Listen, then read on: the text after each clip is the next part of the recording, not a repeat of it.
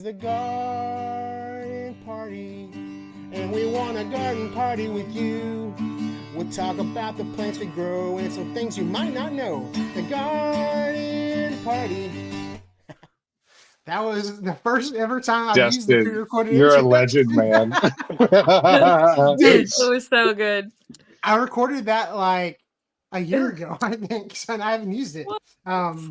So yeah, but everybody, welcome back to the garden party. It is Wednesday. Hope you like the new intro. As always, I got my configliere, Mr. Phil's Figs. Go ahead and introduce yourself, dude.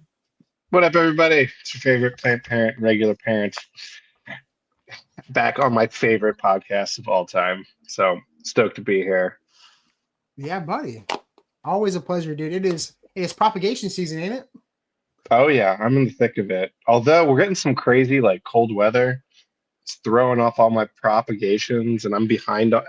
I like hearing that everyone else was behind on stuff because January really messed me up. And I didn't move this far south to have these kind of problems. Yeah, right. But Go birds, right?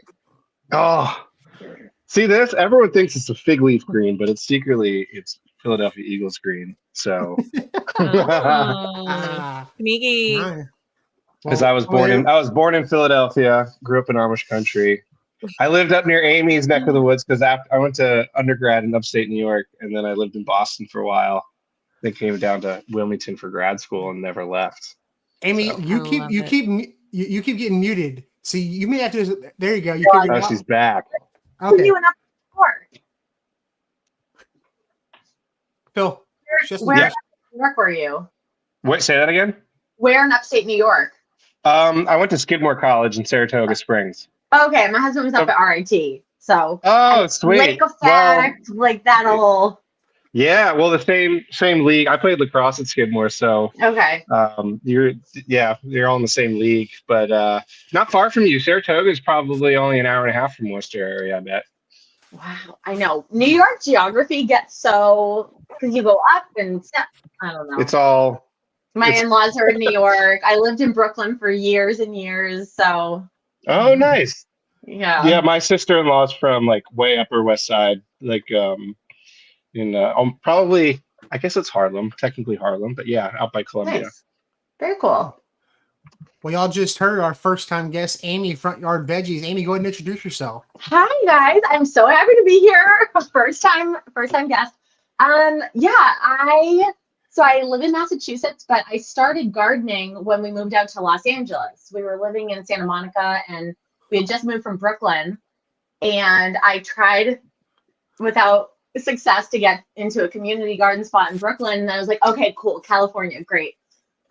The waiting list was 7 years out there. So we had this little, I know, I was like, what do I have to do? Who do I have to bribe?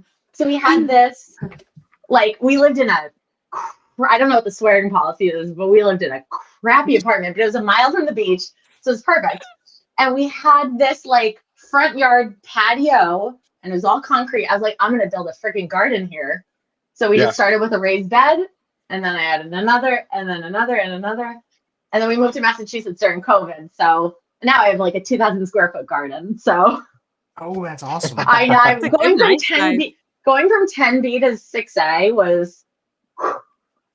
It's a good transition. I was like, I have such a green thumb. I'm such a natural. Turns out everything just wants to grow when you have sun and 70 degrees all year long. That's awesome. No, well, we have two Zone Sixers on the podcast tonight. We got a returning guest, Mr. Jeremy, Dirty Punk Gardening. What's up, Jeremy? Not much. Good to be back.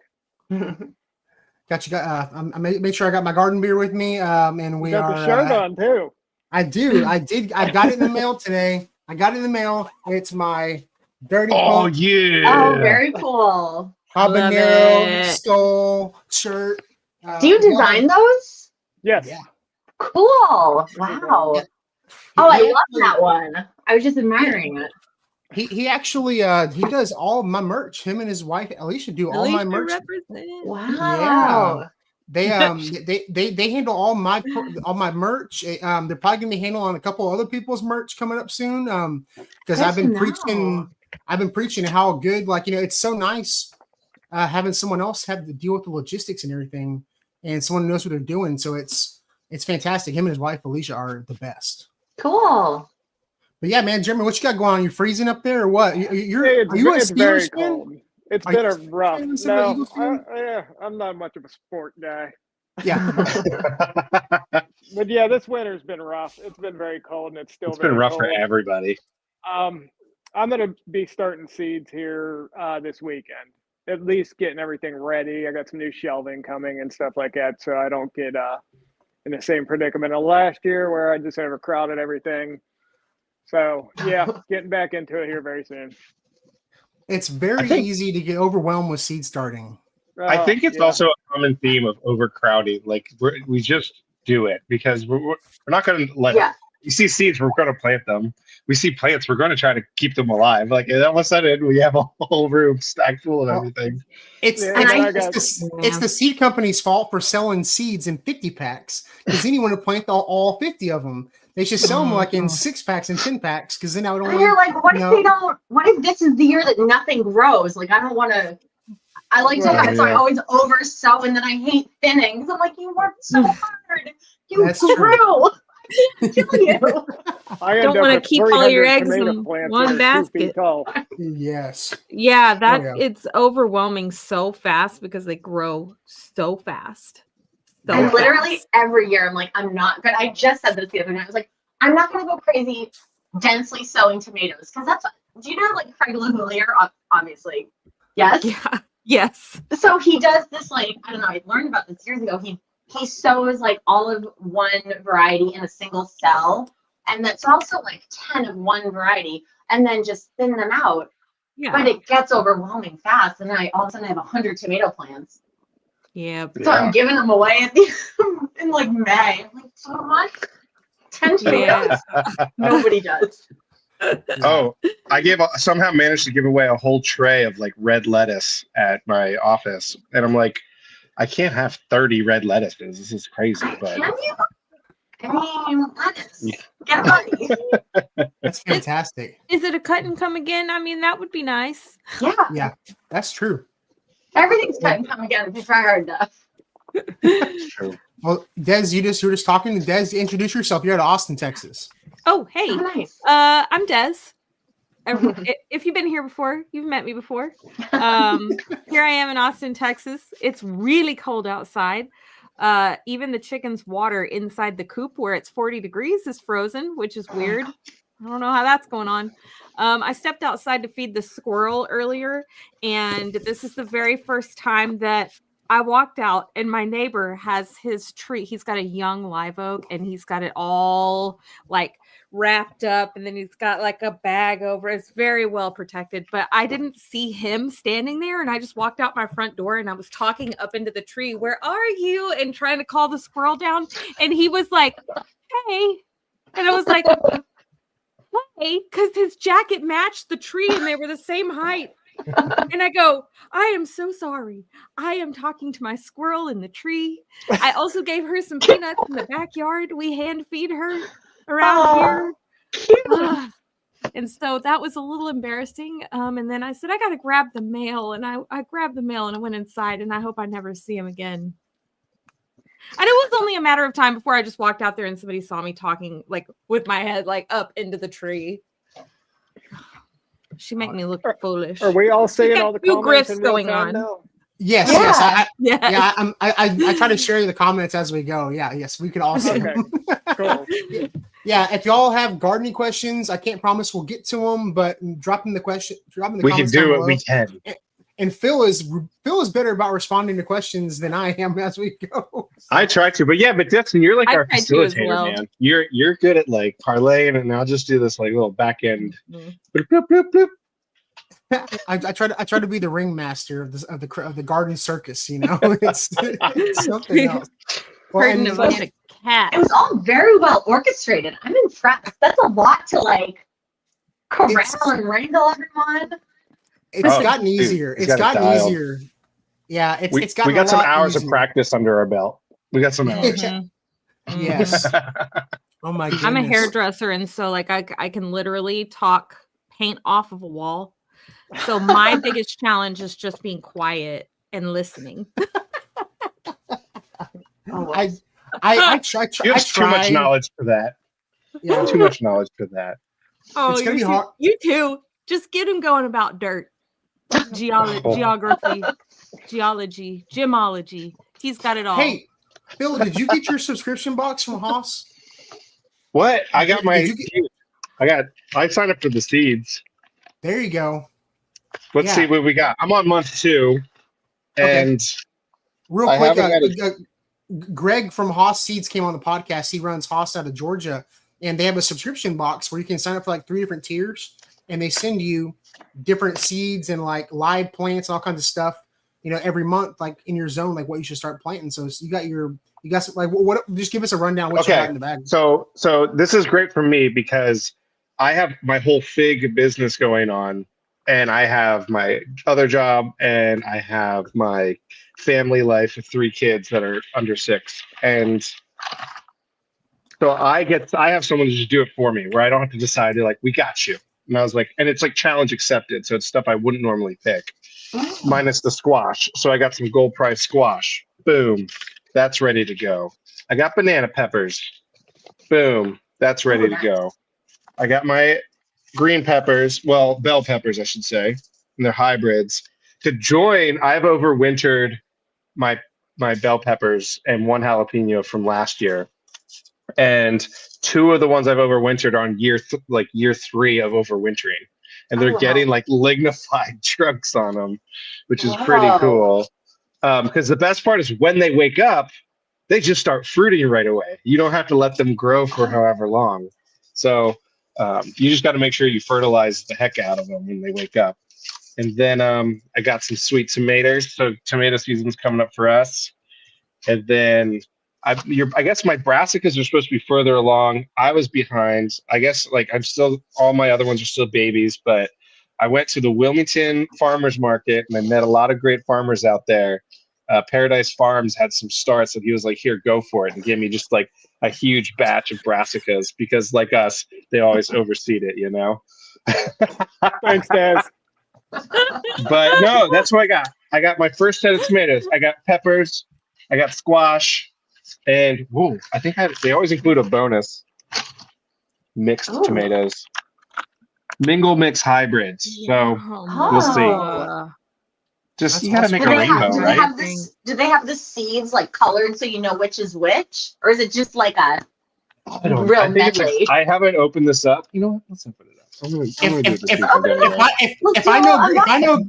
If I know Greg, it's probably a mix of tomato seeds that fell on the floor, and he swept them into a bag. It's a mix. So first off, last month in January, it was all seed tape, and it was the best thing of all time. Seed tape is cool, man. Seed tape. I love seed tape. And it just. I've never used seed tape. Okay, Destin's got the seed tape. I couldn't believe how easy it was. I thought it was going to be like this overcomplicated thing, and it's like tissues. It's like tissue. Yeah. And you lay it out and it's perfectly rowed. So I put all my radishes out in these rows and they all came up perfectly. And I put like the salad greens all in rows, and then the squirrels attacked my soil bed and ruined it all. Des, so we got to process that with this podcast. You have to feed the squirrels. You have to make friends with them. They didn't even eat anything. They just buried acorns all in my raised bed and ruined all the seeds. And then so like the seeding, the kohlrabi, the onions, so all that stuff, I couldn't believe. So like now all I want is seed tape. Spacing too. It's good spacing. It's spacing, an inch apart. Yeah. Boom. So I'm pretty pumped. Jeremy, you do a lot of carrots and like root vegetables. Have you tried because I've seen people try to make their own seed tape with like toilet paper? I've seen it, yeah. And I've considered it because I absolutely hate thinning carrots. Like I usually end up getting to about half the bed. I'll get thinned, and then the rest I just kind of leave to do their thing because I'm so over it so quickly. But they're so cute when you pull them up. They're like little hugging. They're like hugging each other because you didn't thin them, and so then they're cute. Get a bunch of. I take my carrot growing very seriously. If I don't have like big, like perfect carrots, I feel like a complete failure. What a punk! Like literally, just let them be. I think the biggest thing with them is, I think I'm gonna go to like try to make my own seed tape or doing the seed tapes in general with like stuff like radishes and carrots and stuff because of the spacing. I did not space mine enough, and you can just tuck that tape right under the soil. It's barely under. But like for people trying to grow carrots, Jeremy is the carrot guru for raised bed carrots. I have never ever in my life had good success with carrots until this year after I followed the DPG method. Broad fork, right? Broad fork. I'm taking notes. This is like a master class, okay? Take notes. Bust out my notebook. So whenever we first had Jeremy on, he came on and we're like, hey, we're gonna do like 5 gardening tools you can't live without. And his number one thing was like this shovel. He was like, shing. I've seen one of those. I need to get one. Okay. It is so handy, and it broke up that soil so loose. I mean, you can explain it, Jeremy. Like, you do it with all your beds, right?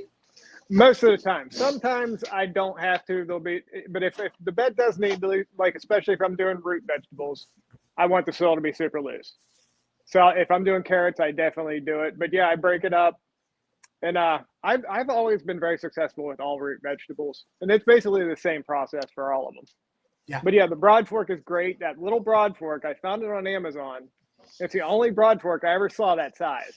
I'm going to post it. It's perfect for raised beds. Like most broad forks are just way too big to use in a raised bed unless you have like super deep, like really big raised beds. This thing's perfect, super easy.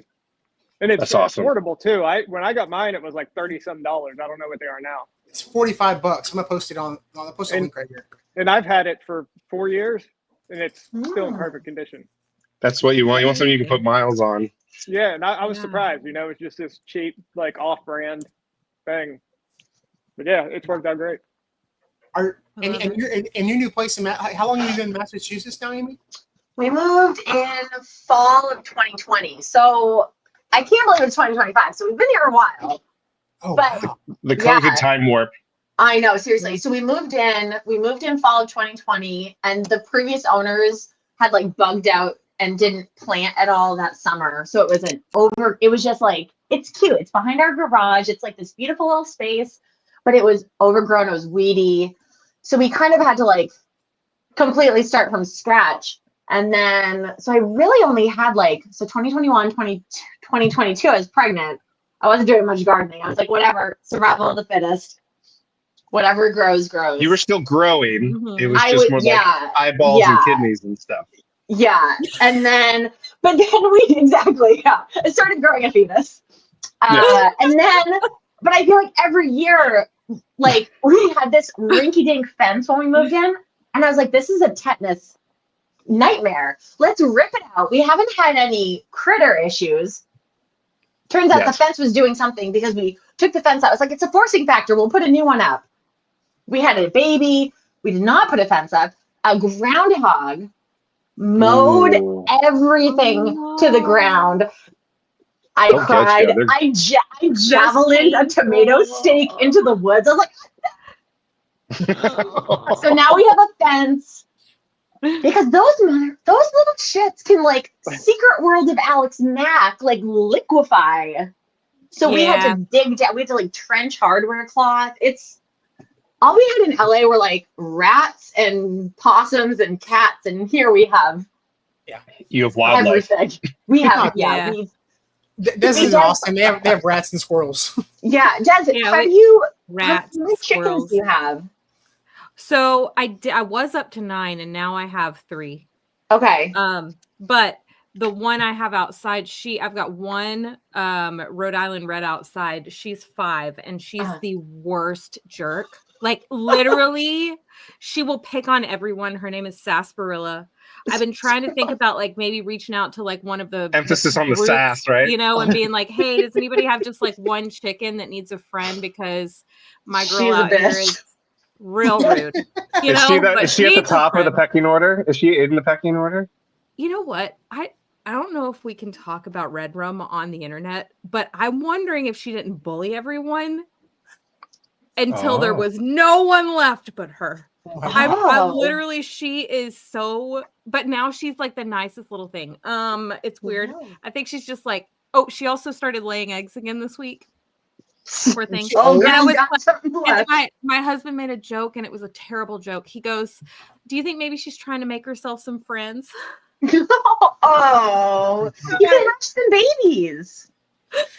I don't know if I want to do that right now. I've We- got 2 other chickens that are in the house. So I'm house sure- chickens. Yeah, they're very Chickens cute. in the house. I keep saying one of these times I'm gonna bring Tweety Bee on and just have her chilling up here. She's the sweetest chill thing. She would just sit here the whole time. What type is she?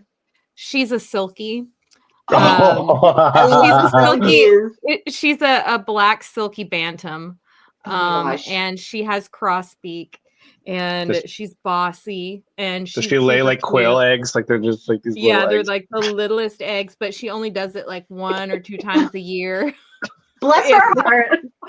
She thinks she's a dog. And don't feel too bad for her. She is so spoiled. Like, honestly, she is the cutest thing. She runs around everywhere. Funny. Yeah, she's great. And then I have another one. Her name is Ruffles, and I named her Ruffles because she's a frizzle cochin bantam, and she's she have, literally like, like a the- pound and a half. She got the flippy feathers. She Oh looks my like God. a loofah, Oh my but God. she's also got frazzling, which is that gene that gives them brittle feathers. And so occasionally she's just walking around looking naked. But then I think I figured out that the other girls might have been plucking her. Yeah, So she's special needs. Oh. She's a special needs chicken. Yeah, so like sarsaparilla will try to pluck everyone. Tweety Bee tries to fight Ruffles, and Ruffles never stands up for herself. So we've got a situation here. It's not. the only thing, you know what? I had a couple bullies. So we have 14 chickens and we have a rooster. Oh, And okay. I had some Rooster. bullies. I had some bullies until we let one of our ladies hatch some eggs last year. She hatched 3. I thought they were all girls until one. I was like, "You are very large and you're starting to make noise." So it's Frank Reynolds, our rooster, and I love he that. has like Frank. shut it down. He took care of the bullies. He regulated. I love that. Oh. I love that. I love that the rooster's name is Frank Reynolds. Well, her name was Frankie from like Grace and Frankie at first, Yeah. and then we had to pivot.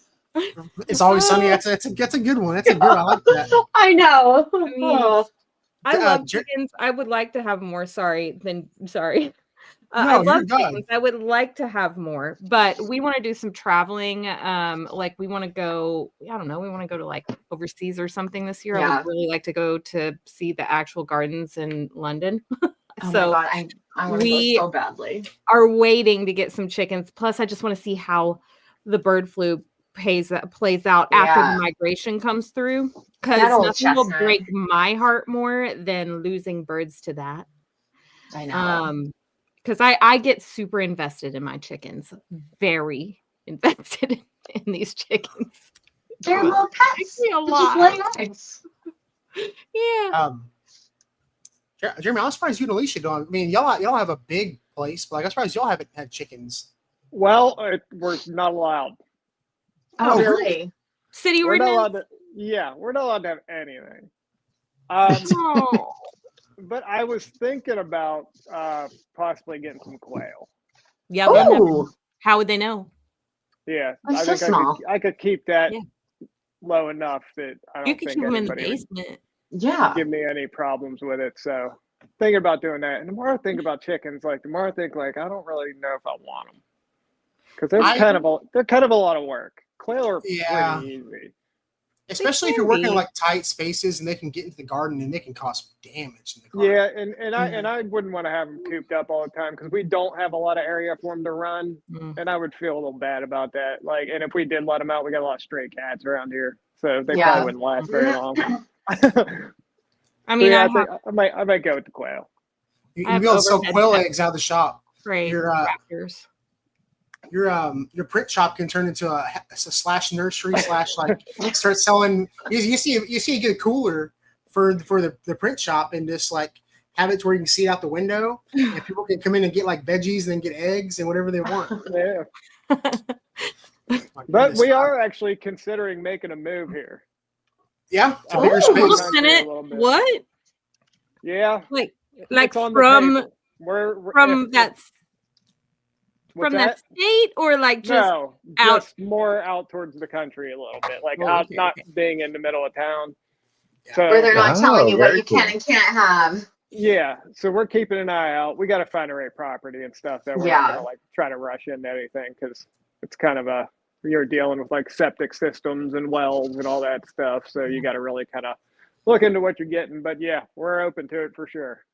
Well, and people always tell me like, oh, you need to get property, you need to get land. And I'm like, well, you really like when you're doing what I'm doing, like we're doing what you're doing, and gardening and all this stuff. When it comes to the size of your property, you have to start getting equipment and start getting like ag exemptions and getting a certain thing. So like, it's one thing to go buy the property, then you got to maintain it. And taxes and all that How stuff. much space are you guys all on? Like, what are we working with? Right now, like I have an extra lot, so I have a Okay. whole entire lot that's a garden, and the garden area on that lot is about 1,500 square foot. Awesome. But I also have a backyard area that I started on last year, and I'm gonna get that pretty much done this year. So I like every year I add. So I know after I get that back lot done, I'm gonna be like, where do I go from here?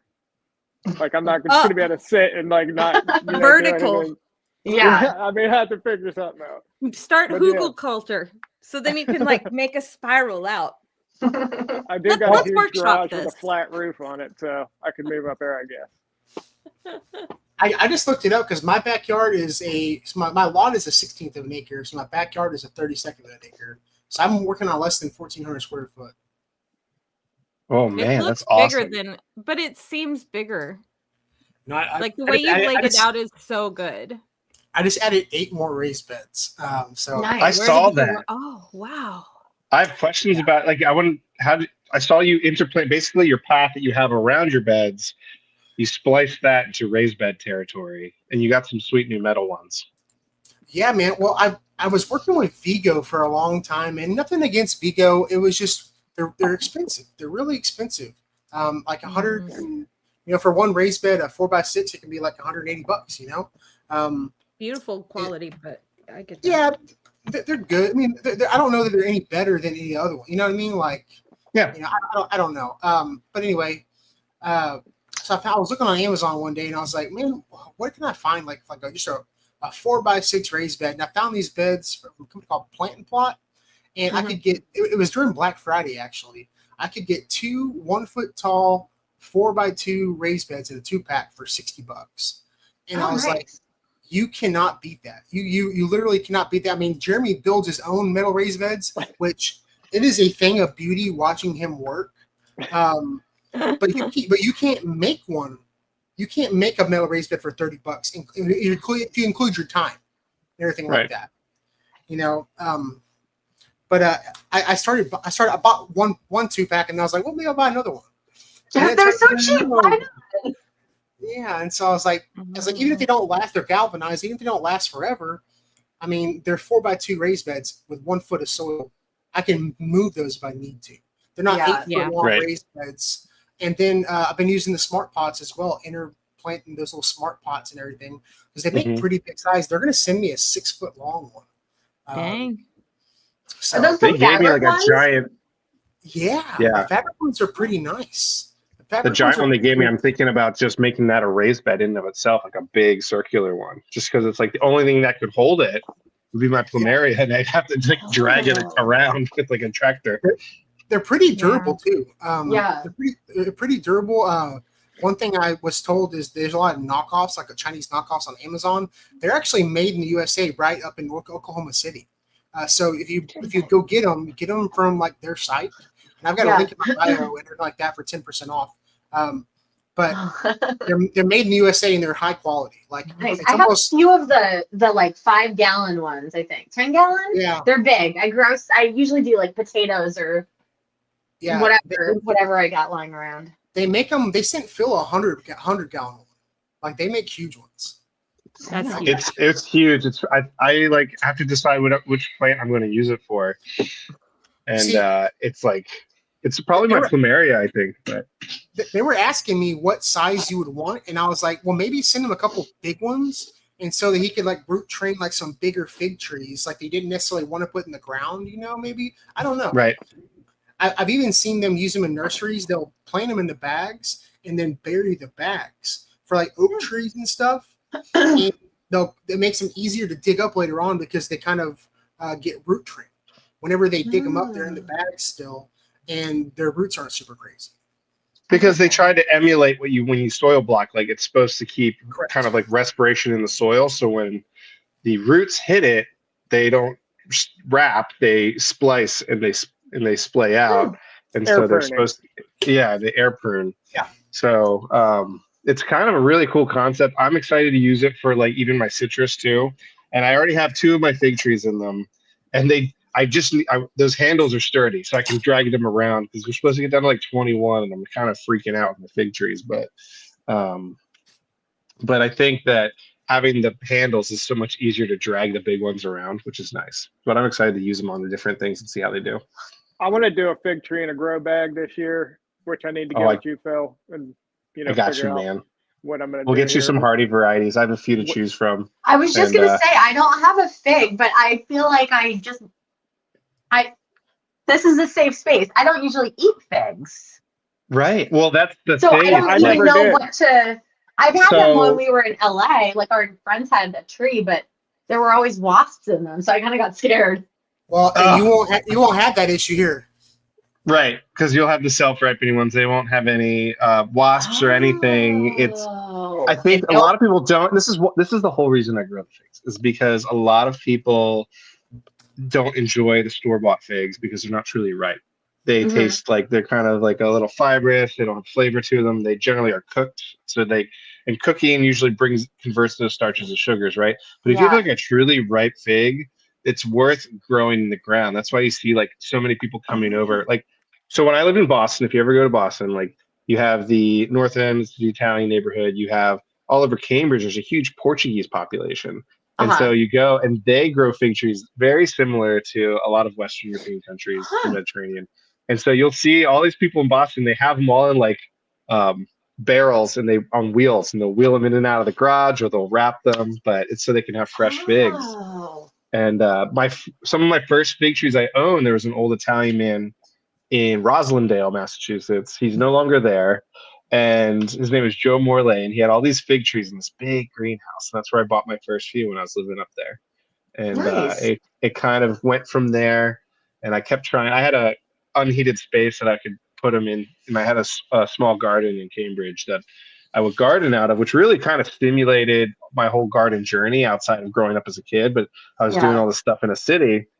And then now I live down here, and I have like 85 varieties of figs, and I got 30 in the ground and a full. And so to answer your question, I'm on about 0.46 acres, and I have that's the whole property. And then my backyard is where the nursery is.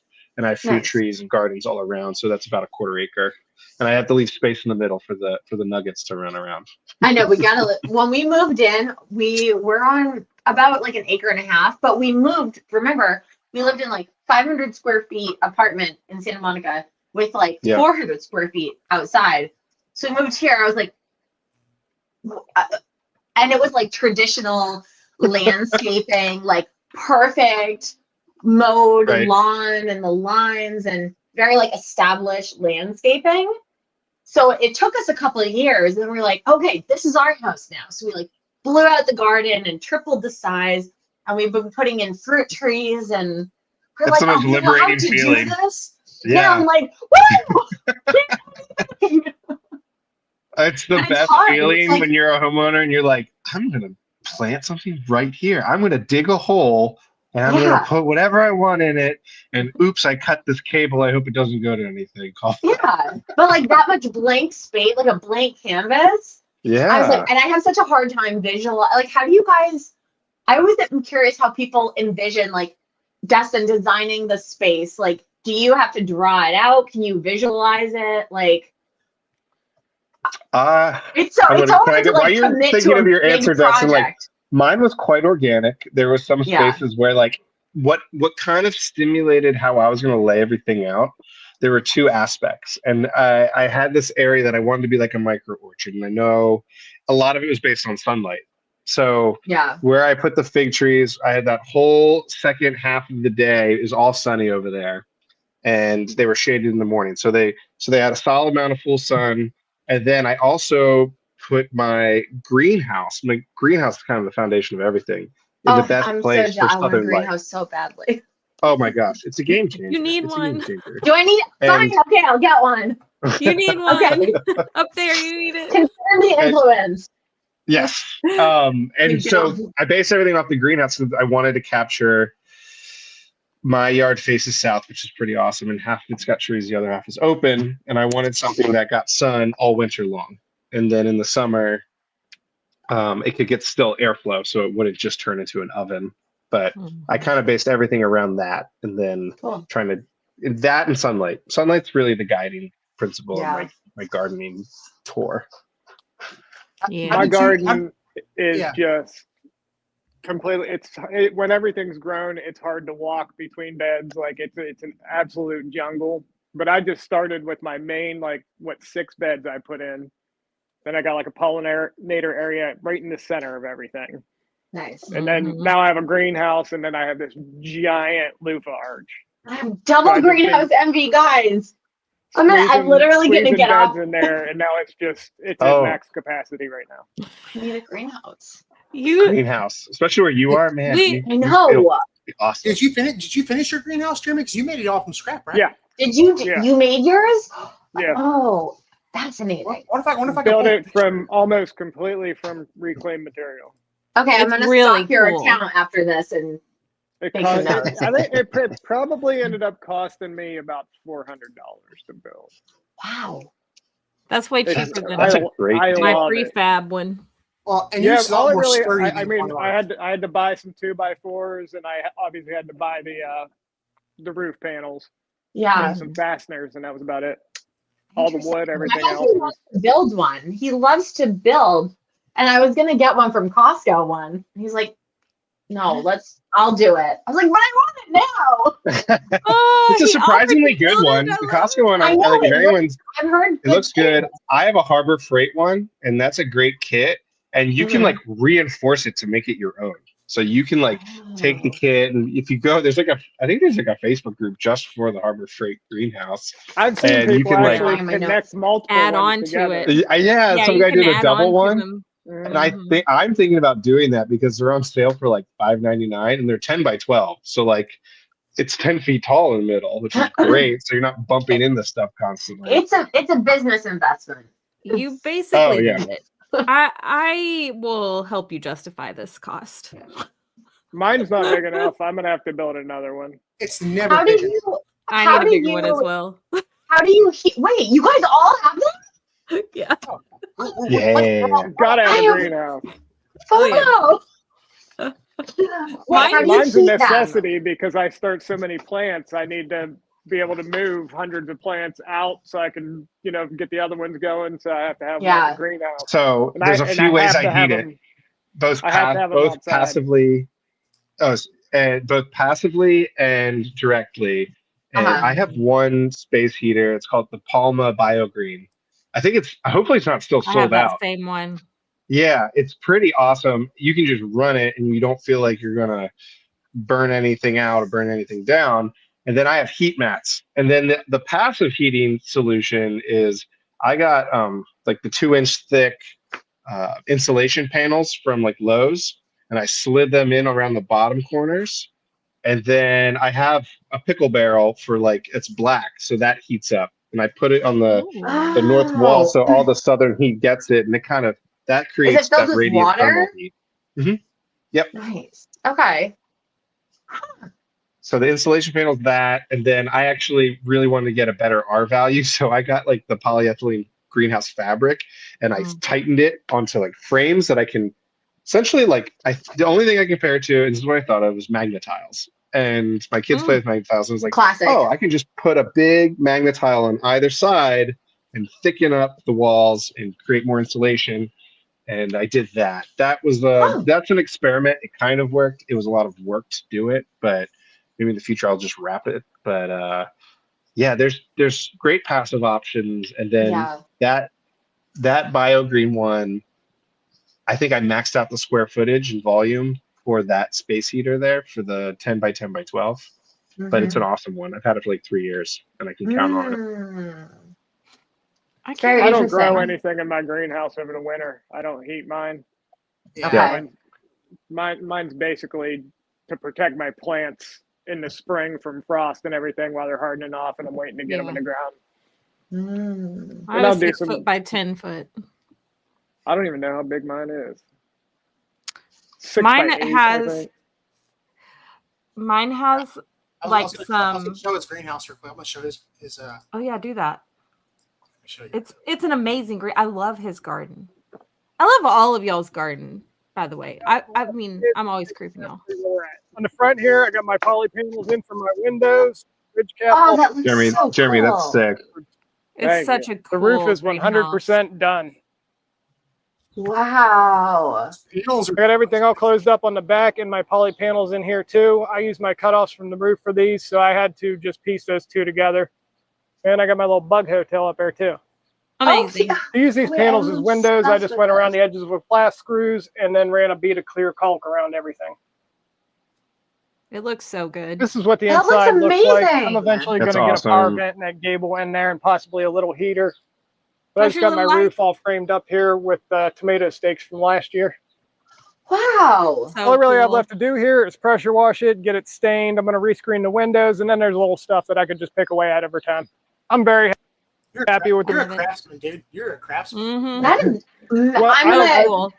I have That's a very background in impressive. construction, so that's what I used to do for many Cool. years. So. My, But my, yeah, I like hoard like building materials because I know I'll use them for something. And I had Exactly. 4 of those giant windows that I've been holding on to for years, and I was like, wait a second, these would be Oh my perfect. They're God. almost ceiling the floor tall, and they fill the whole sides. And they're I'm double hung sure windows. I can open them and vent hoarding them. stuff too. Oh my God. We have this amazing thing in our town. It's like a sometimes they call them like a drop off stations. Ours is a recycling center, and it's 5 towns nearby, and you can drop off like building materials, like stuff that you can recycle or stuff that you're just not using anymore that other people might want to use. And they have one area that's all building materials, windows, glass doors. And every time I see it, I'm like, oh, I should take some of those.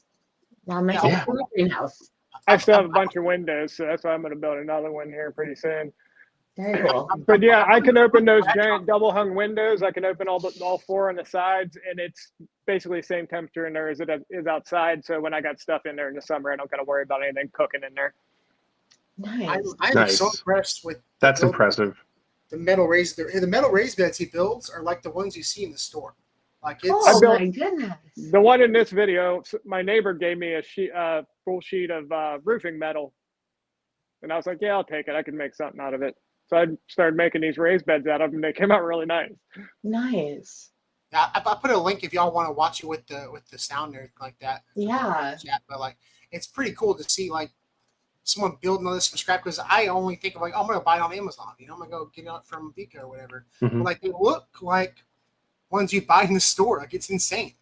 But yeah, it was 100% free. He had a bag of used screws for him too, so I didn't even have to buy screws or anything for it. And I love that. That's so cool, man. but yeah, it didn't cost me nothing. It only took me a couple hours to make it.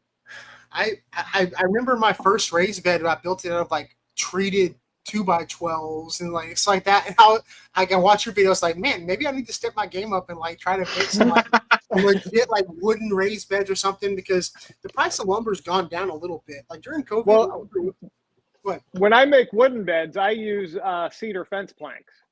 Right. Oh, I did that. Do you double up or do you just do a single? Single. Okay. And then you can get like, if you want to make them last longer, which will probably add a couple years to it, you can get like that Flex Seal, not the spray kind, but the kind that comes in the can. And that's actually Okay. food grade safe.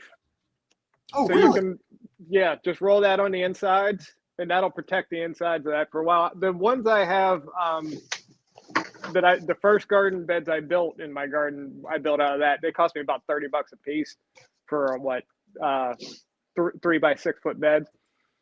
And this will be the 4th year for them. And other than like a little bowing, they're as sturdy as the day I put them in. Nice. I mean, I'll easily get 2-3 more years out of them. So 6-7 years out of them beds, it costs $30 a piece. Pretty good. I do miss raised bed growing. There's so fewer weeds, nice, airy, light, fluffy soil. Like we have very rich, like I think this property at some point used to be a farm. So the soil itself is like, there were cows here at some point, but it's New England, like pretty heavy clay soil. Yeah. So I grow in ground because the size I've thought about doing raised beds, but it's like, I got 2 little kids. My time is so limited. I'm like, I'm just going to do this. And I kind of have it mounded up, and I just have the beds bordered with like whatever I'm lying around, bricks, logs. So it's raised-ish, but different ball game, all in ground. That's good.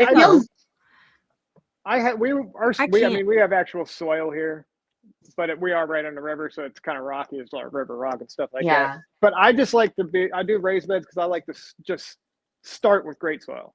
Yeah. So I know, like, as soon and I put in a new raised bed, it's going to do just as well as my established one. So I just like to have a good start, and then I can just work on that because I do my composting and everything and build that soil up. Mm-hmm. Plus, if you're doing like carrots and stuff like that, I think raised beds is the way to go. The only time I've had good success with carrots was in my raised beds. Here, it's like, well, last year was not so bad, but yeah, I can't grow a root vegetable in the ground here to save my life. They just want the fluffy stuff, right? They just want fluffy soil. We're on like caliche and a little bit of the Blackland Prairie here in Austin. Well, at least where my house sits, but it's not far before you get to that caliche, and mostly we've got clay on top of that because we've got black gumbo clay. So every time I've tried to ever grow a vegetable in the ground, it just forces it right back out after a rain. Like if it gets soaking, wet, then it cracks, and then the root vegetable is on top of the soil, which is more like dirt, and I get mad, and so I have to raise. So I'm looking at a question here. It's asking, are you a believer in coffee grounds? And I assume they're asking about compost. But coffee grounds are a great source of nitrogen for your compost. People sometimes confuse them for carbon because they're brown. You think brown and green. But yeah, I throw all my used coffee grounds into my compost. Yeah, I think some people get the impression that it's going to acidify your soil, and most of the acidity has come out when you brew the coffee. And so Correct. Your grounds are going to be just fine. I have noticed if you don't let them compost, they can't like I put them around my strawberries, and I started to get a little bit of mildew from the coffee grounds if I piled them up too much. So I throw them in the compost pile and let them cook down. And I get the coffee filters and the compost coffee grounds from work. I bring them home every week. Oh, smart. Yeah. I was just having compost guilt today. I'm reading some Barbara Damrosch book. It's Elliot Coleman and Barbara Damrosch. They're 4-season farm up in Maine, and she has a new book out. I picked it up from the library, and I just I'm obsessed with both of them. But she had a whole chapter on compost, and I was like, I did not turn my compost nearly enough last year. And I know you can just leave it, and it's going to do its thing, but I love to go out and I just didn't do it. So there's different methods. Oh, you're good. I left mine for a year and a half, and then I just was like, it is time. And then I dug it up, and I was like, this is amazing. You get some extra cook time, and then maybe if it cools off, then all of a sudden the vermiculture starts taking over. You never know. I know. That makes me feel less guilty. I like the in-bed composters. That sub-pod one I got is really nice. It's built into the bed. Jeremy, you should make one of these if you have a bed where you can build one in the built into the bed, where it has vents where the worms can come in and out. That'd be a cool project for you, doing a DIY one. You could make it out of a laundry hamper, honestly. But I was always surprised at how much stuff I was not throwing. I would cut down 2 bags of trash a week, by just throwing shredded paper, all my coffee grounds, anything not fatty or dairy or anything like that into that. I would pile it up, and 2 days later I come back and it's broken down so fast. And you got worms and everything coming in and out. But I don't turn mine hardly ever. But if you have chickens, do the Justin Rhodes method with your chickens. Let the chickens do the work for you. He builds up like in his chicken coop. He'll build up a pile with like pallets, and then he'll just open it up and let the chickens flip it for him. Yeah. It's pretty cool. Go ahead, Des. So speaking of compost, it reminded me that I just finished this book, Entangled Life. I have a copy. I read half of it on audiobook. I was like, I must own this. It's so good that I literally went back and I like read the notes on it. In the back, it's just like, you know what I'm saying? I was just like, my husband was like, what are you doing? I was like, but what's the synopsis?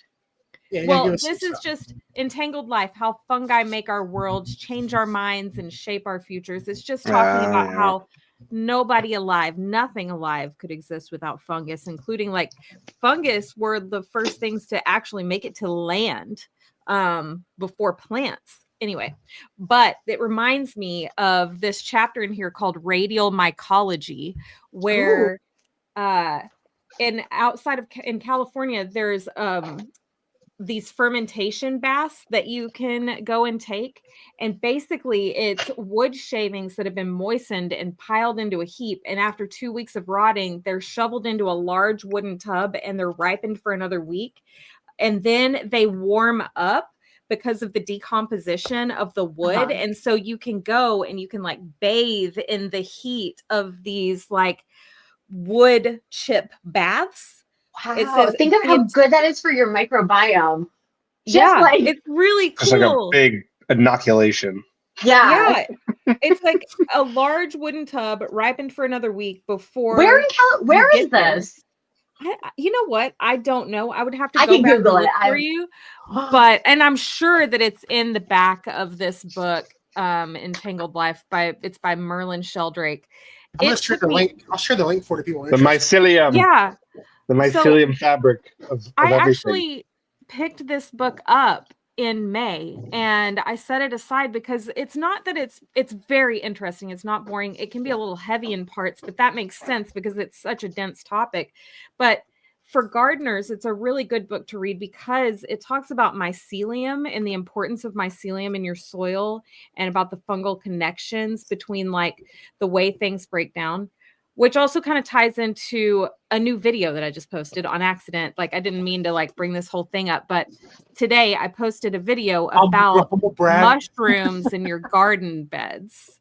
Yeah, humble brag. No, but talking about mushrooms in your garden beds. And the reason I made that video is because every time we start creeping towards spring, and other places are going to hit that faster than others, I get so many messages and so many comments in my comment section asking me if it's okay that there are mushrooms growing in your raised garden beds or you're like, yes, it's preferable. Yeah. You want that. Yes. Oh, man. And they smell so great. It opens this conversation every time where I'm like, yes, that's important. And then we get to talk about the process of mushrooms and it's all about soil health. So I can't recommend this book enough. I mean, it even talks about truffle hunting in the front. Find it. I got to organize. I have like built-in bookshelves in there. I got it already. Like I watched a documentary not long ago on that same subject. I can't remember. Wait, truffle hunting dog. Netflix? It was like, I think so, yeah. It was like beautifully it was basically the same exact thing. Yeah, same thing you're talking about. There's another really good book called Mycelium.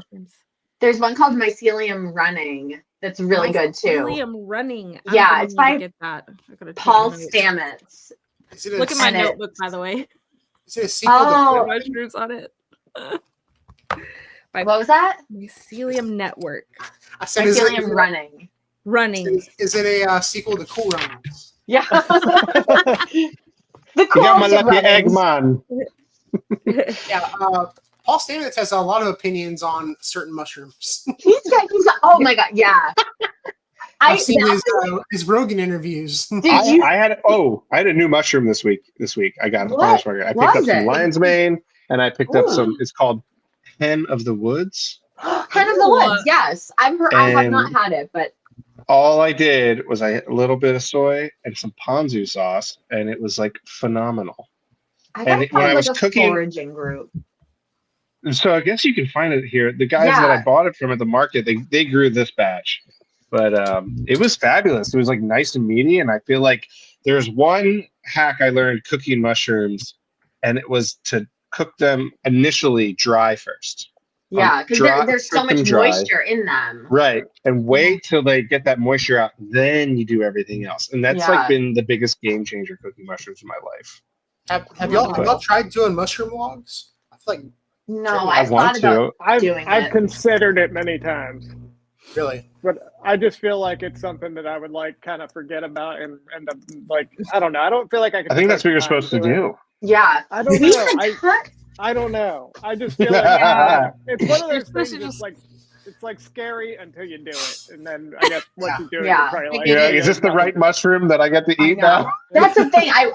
Mushrooms, I appreciate them, but they freak me out. Yeah, like feel like you're rolling the dice when you eat one. Right? You know? I know I don't know enough about it yet. You know? Yeah. That's something you want to learn like in person, I think, too. I wouldn't even trust like a digital ID. Like, somebody look at this. I don't like who is I've seen people do it in the buckets and stuff. People like do them on like their kitchen counters, or like they do them like in the 5-gallon kits. You can buy there's kits. Do you know who does great mushrooms? Is Miscilla Learn to Grow. She does great mushrooms, and she just opened a whole new like mushroom page. Miscilla, it's Learn to Grow on the gram. She's awesome. She was actually one of my first bulk buyer of fig trees. Great book too, but yeah, she's been doing a lot of mushrooms, and it's kind of like getting me on the wagon. Like, oh, maybe I can go for this. She does the straw kit. Our farmers market, there's one that's only on Sundays, in kind of like North Austin or north of downtown. Anyway, they have a vendor that sells inoculated logs and already pre-sprouted logs that you can go get different kinds of mushrooms, and they're very cool to see growing at their booth. I'm like, wow, this is awesome. And I heard they reflower over mushroom coffee and stuff. Yes. And I know there are like some in mycelium running especially. There's a few that are like the most beneficial. I think it's like cordyceps, reishi, chaga, lion's mane. Yeah, enoki, turkey tail. I know is really good. Oh yeah, turkey tail. We have tons of turkey tail that grow on like. We have a bunch of logs just strewn about the garden, and I can definitely ID those. But I don't know what to do with them. How mushrooms can save the world. Paul Stamets is so cool. But also like fungus, right? Mycorrhizae, like plants use that for nutrient uptake. So they have that like legit symbiotic relationship with them. Isn't like the thought process that like because like the mycelium is like underground, like every single mushroom is connected, like like I think the internet is based off of deeper mycelium. than that. Like trees communicate with each other through like I think the whole internet is based off of talks about that. There's this book about that. Hidden Life of Trees. And they basically like trees right here. Oh yes, I know that's trees growing out of the ant. But trees will communicate through their roots. So like if one in an area is like damaged or diseased, it can send out like distress signals, and other trees will provide nutrients. It trips me out to think about it too much, honestly. Like, do you think my fig trees are talking to each other? Like, how great is Phil? Watch out! Yeah, watch out. This right here, you can't see it. You probably can't see it very well. No, I can see it. This is actually a map of a mycelial network between Douglas fir trees. And it even identifies which tree is the main tree in here. And what's special about this map is that there's also, I believe, like a cedar tree or something on there that is not connected to all of these others. So it's a really interesting study on mapping it. But it's so crazy because we still don't even know. I know how right we are about this. Like, we could be wrong about it because so much happens below the soil. And then I'm getting nerdy. I'm turning. I know. Well, that's why. Wait, did you say one of the plants wasn't included in the network. Like they were like, you're So- not It was invited. the black sheep of the tree click. Yeah, you're one out. of the trees in here, So they're all they're all like Douglas fir trees, and then it says that one Oh of my the God, that trees, poor I tree must think be it so is. sad. It says It's like your chicken. It's left out. Yeah.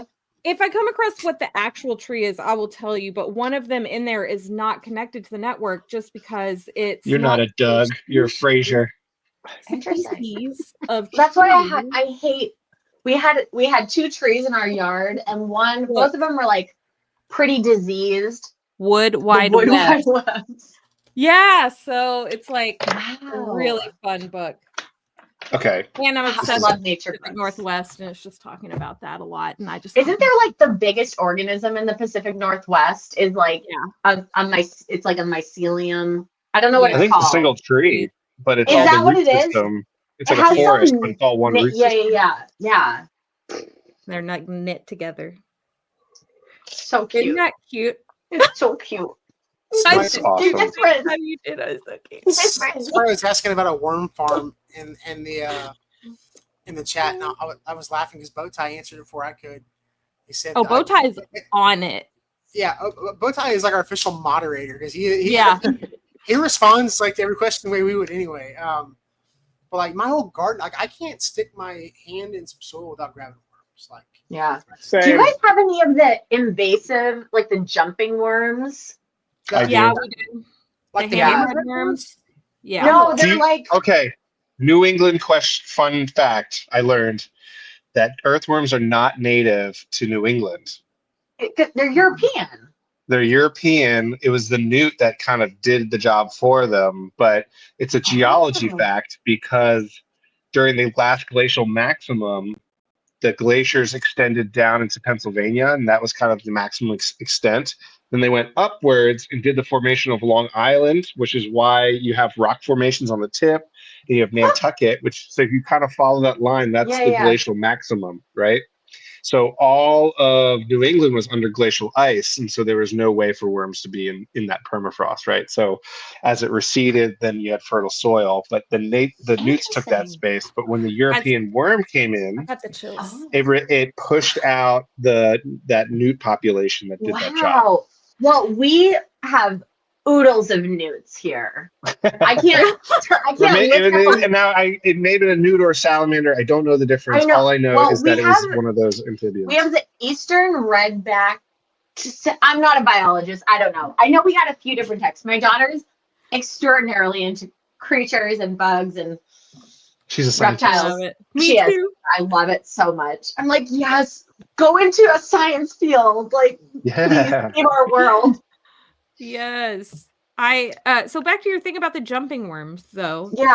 We have It's- this hammerhead worm here that's also poisonous to touch, and if you chop it in half, it'll just make more of them. It's Oh, basically God. nightmare fuel, and they're like, Oh. "This is invasive. If you find it, don't touch it, but try to bag it up, then freeze it. Don't That's It's put like it a in half." flatworm. to have on your hands, though. Like, It that's is. the thing that gets me. I'm like, oh, Yeah, and I'm just digging around in the dirt, like I'm just naked hands all the time. oh because my God. And No. then I'm like, what? have to do One of gloves. these times I'm gonna have to. Oh, God. And I'm You're gonna taking get- this came up again recently because I'm taking like a little entomology course with my master gardener program, whatever. Anyway, cool. and so I brought this up to our like local entomologist, and I was like, yeah, but have you ever even actually seen one of these like scary hammerhead worms? She was like, yeah, I live in North Austin and I've seen them before. And then somebody said, and they live not far south from me, they were like, yeah, we saw one in this XYZ neighborhood. And I gotta we look were this- like, what is this? I have an image in my head, and it's I got it. horrifying, but I Yeah, gotta. put it up there. It is nightmare fuel. It ain't it. I'm just gonna tell you. Like, we have scorpions. We have those big giant like ox beetle grubs. Oh my and God, I'm this not looks- scared of those. This looks This- horrible. Yeah, it looks like something from the abyss. It looks It's like a it predatory belongs flatworm. No. 10,000 leagues under the sea or something. Look at that Huh. thing. Literally. I have full body chills. I don't like it. looks like And they're Ugh. venomous. Yeah, you don't. And they don't want multiply those. if you kill them? If you Yeah, cut them in I half, think they if you just turn cut into them in 2. half, it just turns I've into never 2 seen of one. them. I've never seen one here. You know what? You don't want to see them because if you see them, that's bad, you know? Like, look at those suckers. It's not right. It's Sometimes nature is so cool, But like that one's sometimes kind of cute. it's That too little much. stripe. That's kind of cute. Okay, I don't- it is a little bit cute in But I don't want to see look it. at that one. No, That one is no. I think we could probably rate these on a scale of cute to absolutely not. This is the sort of thing that makes me think I picked the wrong hobby because I Yeet it into space. cannot garden without gloves. Like I know, I appreciate all insects. I know the importance, but if I see a tomato hornworm, I'm bugging it. I am screaming. My neighbors think I'm a psychopath because I'll be like, I'm carrying it around. I've named put it. on I'm gloves, talking too. to Don't feel it. bad. I'm not. I'm the worst. but I try to taper it because I don't want my daughter to be scared. I'm like, it's, and So, she's like, Mom, just be still. It's okay. So other than eating worms and being venomous, are they bad for the garden? Like, Yeah, what did they do? Yeah, you don't want them there. They're predatory of earthworms. They will eat your earthworm population. So they're dang earthworm it. predators, and they really pose no benefits to your garden in addition to being do they eat toxic. grubs too? I don't know if they eat grubs. I just caught on to the trigger of they eat our like native and adapted earthworm populations. It's probably one of those things that like the only way to eradicate them would be to kill all the other worms too. Yeah, you would have to do something systemic like a soil drench, and you would just be sanitizing all of your soil in order to get rid of them. Yeah. So just and mainly like the extension office here, they're like, if you see them, reach out to this website, let them know, and they're documenting them. But also don't chop them in half, freeze them, put them in a bag, don't touch them, yeet them to outer space would be the best thing to do. And then you open up the wrong bag in the freezer. You're like, oh, my worms. Yeah, what is this? Earthworms, slugs, You can't snails, eat at everybody's house. Stuff like that. So they It eat a eats lot of stuff. roly-polies and stuff. Yeah. I hate roly-polies. They're cute though, but they eat my cabbage. Okay, they're adorable because they remind me of the Ohms in Nausicaa in the Valley of the Wind. If you've never seen that, it's my favorite animated movie by Hayao Miyazaki. I highly recommend it. It's all about a dystopian world, Nausicaa in the Valley of the Wind. And they have these huge things that look like roly-polies called ohms. And so they remind me of that. But the worst thing about them is that they will literally chew through the stems of your young plants at the soil level. They do. So they suck. They're cute. They do work in the compost, though. They do, but they suck. If they're in your garden. in my compost, I got millions of them, and I'll even take them out of the bin and throw them in the tumbler because they help break that stuff down so fast. But when you direct sow stuff, they're a nightmare. They're a nightmare. I feel they will take, especially like green onions. No chance if you got a bed full of pill bugs. Oh, really? Yeah. That's my only problem with them, though. It's taking out the seedlings when I direct sow stuff. Mm-hmm. I like put a little ring of diatomaceous earth around them. Yeah. Does that work? It does, but you have to reapply every time it rains or if the soil gets wet. So that's a little bit annoying. I would do that once and then call it good. Well, my plants would get eaten. Once they get to a certain height, it's not so crucial. Yeah. But if it's like, the first couple of weeks that you've put your tomato plants out and you have maybe a little snail or a little roly-poly pressure, you might consider putting a little diatomaceous earth around them. I've started putting out food for them. When I direct sow something, I'll go, if I have any peppers or anything that are bad, I'll harvest all the bad stuff and I'll throw them in that bed. Oh, smart. Okay, I'm going to try your tactic. Yeah. really, I mean, it's not 100%, but it helps incredibly. It really does. Okay, that's good to know. And if you don't, like, you could use anything. Watermelon rinds work great. I've seen like banana people do peels, watermelon. like anything, any kind of like kitchen scrap, veggies, fruits, anything like that. Throw them into bed with it, and they'll go for that stuff. But they'll eat that stuff very quickly if you got a lot of them. So you got to do it like almost every day. You got to add something new. But if you can keep them occupied, you can give your seedlings a chance if you got a problem with them. Always keep you on your toes. There's always Guys, something. This group has been so much fun. Like, we're gonna have to do this again. This is Everybody is vibing so hard right now. This We're is a my dream vivacious bunch hang. right now. Just like chatting about fungi and bugs and plants, like in my house. Nothing Amy's better. hooked. Nothing better. Amy's I'm hooked on the party, on the garden party. I love it. I'm the garden party stan. Real quick before we shut it off, like this is gonna be like another 20-30 minutes, I'm sure. Like we've been doing this because it's spring gardening season, you know. Maybe talk about something that we'll go around the room and like everybody can talk about something they're growing this year that they've never grown before. Let's start with you, Jeremy. You growing? You kind of stick to the standard stuff, right? Every year. I every year I'll add something different. You guys talked me into basically the new stuff I'm doing this year, which Big is tree. 1 is figs, and 2 is okra. Yeah. Oh Which I've never grown okra and I've never eaten okra, so we'll see how this goes. It's very pretty. It's a pretty plant. Well, that's what I heard. Yeah. So if anything, I heard it's got really nice flowers, so that's a win. You like pickling stuff, so I do.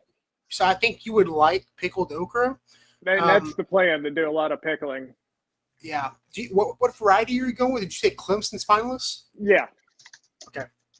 Just make sure you pick it like a little smaller for pickling, because you really don't want like any spines. I would say like if you're gonna do like specifically for pickling, like the Okinawa pink is almost round with no spines at all, and it's perfect for pickling. And I've heard people use like rice wine vinegar instead of regular vinegar for stuff like that with Okinawa pink.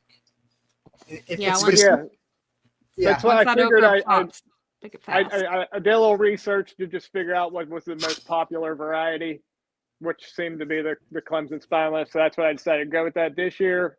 If I decide I like it, then I'll look into like doing some different varieties and stuff next year. It grows fast too, dude. It grows really fast. Yeah, I heard the plants get very big. So yeah, I'm excited to see how it does.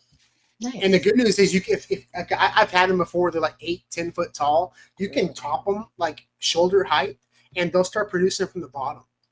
So like you don't have to get like a stack. I had a pole saw. I was clipping okra off of at one point, but you can just cut it off like shoulder height, and you'll be able to pick it up. But that's awesome. Phil, what figs are you recommending? And you have fig cuttings for sale right now, right? I am running out, guys. I think I have a few left on there, but for those, I definitely get some Heart of Chicago. I have a few others that I will be propagating that are in the Mount Etna family, is what I call them. They have the club-shaped leaves. So a few of those, like I have a JP Park Brooklyn. Oh, thanks. Check it out. I've been very, very impressed with cold weather with my Genovese Nero AF. AF is just the initials of like the strain of where it came from, but Genovese Nero, so black Genoa from Genoa, Italy. It's like Italian 258 for any of the fig people out there. It's just got like rich strawberry jammy tones in the flavor, so it's not what you would think of that typical figgy flavor. And it is handled 18 degrees down here. It's handled 20 degrees, so if you keep it in a container, you're good to go. And I've been stoked on it, and it's getting into this beautiful shape now, so it grows nicely. Some fig trees want to be a bush. A lot of the Heart of Chicago types are in a bush form like that, and some want to grow like a tree, and this one just grows like in this like beautiful tree. It's like my poster child, and it's handling all the temps, so I'm pretty stoked. There's still cuttings of that left, and when I take the cuttings, I take them right off the tree, so they're pretty fresh. I gotta find we get cold. Yeah, I know. You got to protect yours in Massachusetts. Yeah. You got unheated garage. If you have an unheated garage or something, stick it in there. Yeah. Oh, So put it okay. in there, and like actually a fun northeasterner thing to do. If you want, you can wrap your trees. I knew an Italian man in Cambridge that wrapped his fig tree every October. And all the Northeast like people do that. It's very Yeah. ceremonious. And Huh. if you want, you can put an unheated garage, and they say like take a little bit of snow and just Yeah. put it on the soil and let it like melt in, like how you do ice Oh, cubes on an orchid. And interesting. that's all you need to do to water it in the wintertime. And in the springtime, you can take it out, give it some sun. Very cool. Wow. Oh Yeah, my God, I someone have was, so much to research after this. I'm so excited. I've been preaching this for Angie was talking about this. The best pickles I've made with the Armenian cucumbers. Place where it gets Ooh. super hot.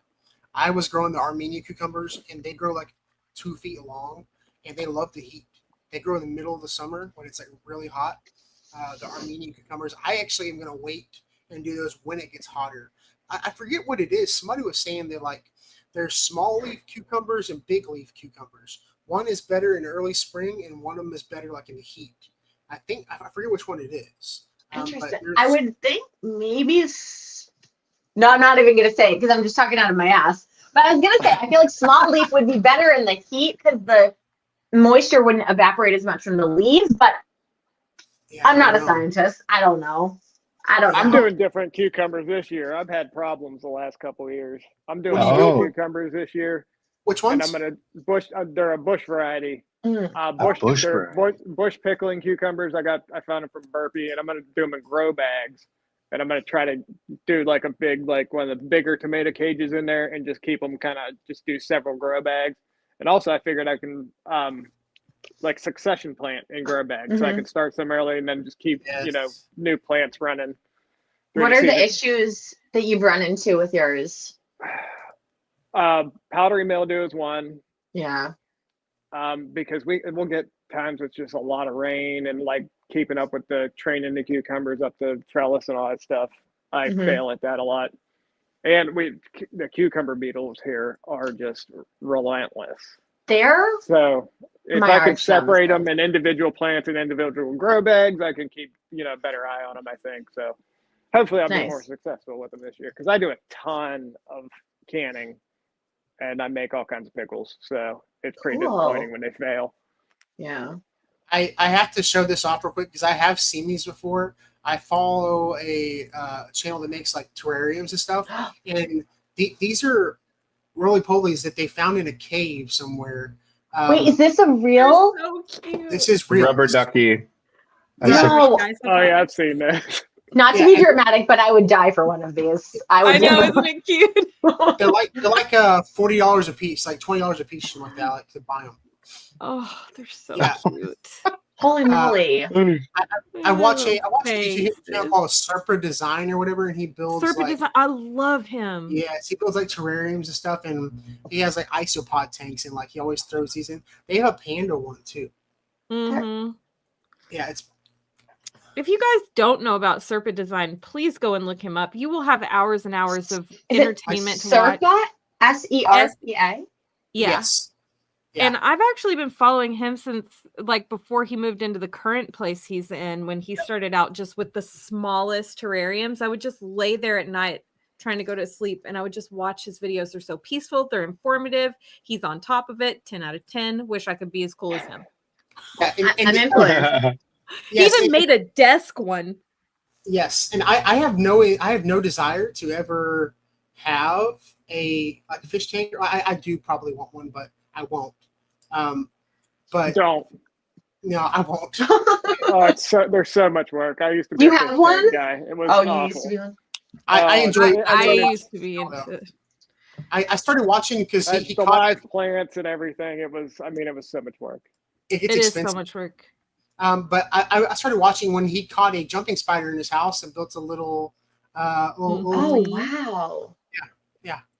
This is Like cool. literally you guys are gonna it's gonna open up your heart and your mind to a whole world of plants and animals that you didn't even consider, which is so wonderful. And he's Oh my so God. good at making it look like an ecosystem. Like his giant paludarium that he has, one of my favorite builds he's ever done.